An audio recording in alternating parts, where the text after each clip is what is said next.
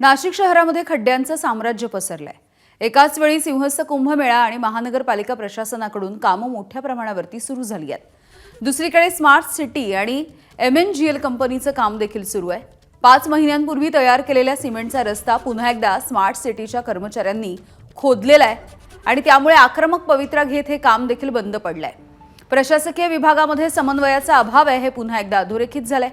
आमचे प्रतिनिधी शुभम बोडके यांनी याचा आढावा घेतलाय, आपण बघूया।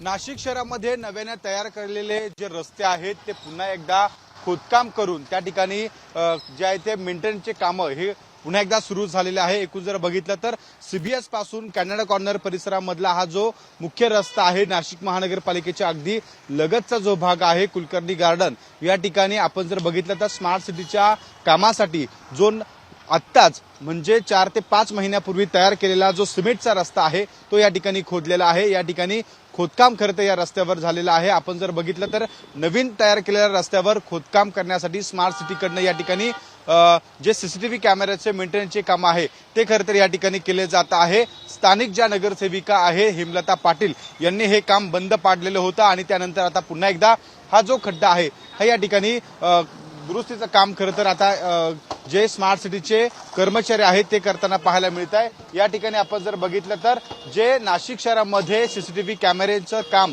सुरू आहे ते काम केलं जात आहे आणि त्या कामांसाठी हा या ठिकाणी खड्डा खोदलेला आहे। जे मेंटेनन्सचं काम आहे त्यासाठी हे खरं तर काम सुरू असल्याचं स्मार्ट सिटीकडनं सांगितलं जातंय। त्यामुळे एकूणच नाशिकमध्ये खड्ड्यांचं साम्राज्य पसरलेलं असताना या सगळ्या नव्याने तयार केलेल्या रस्त्यांवर पुन्हा एकदा खोदकाम का होतंय, या वेगवेगळ्या विभागांची कामं सुरू असताना समन्वय का या सगळ्या विभागांकडनं साधला जात नाही असा प्रश्न आता लोकप्रतिनिधी देखील विचारताय। त्यामुळे एकूणच आपण जर बघितलं तर नाशिकमधल्या CBS ते कॅनडा कॉर्नर या परिसरामधला हा जो रस्ता आहे जो 4 ते 5 महिन्यापूर्वी सिमेंटने नवीन या ठिकाणी तयार केलेला आहे आणि त्याच रस्त्यावर या ठिकाणी खोदकाम केल्यानंतर आता लोकप्रतिनिधी पुन्हा एकदा प्रशासनाच्या विरोधामध्ये आक्रमक झाल्याचं पाहायला मिळत आहे। कॅमेरामन किरण कटरेसह शुभम बोडके, ABP माझा, नाशिक।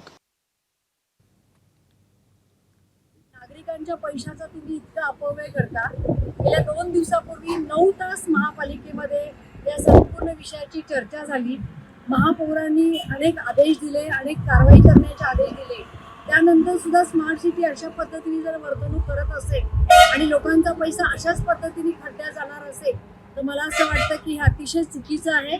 आज मी महापालिकांना, आयुक्तांना पत्र दिलंय, ते काम थांबवण्याची विनंती केली आहे आणि हे काम कशासाठी आणि इतक्या उशिरा का सुरू केलं याची पण विचारणा केली। ABP माझा, उघडा डोळे बघा नीट।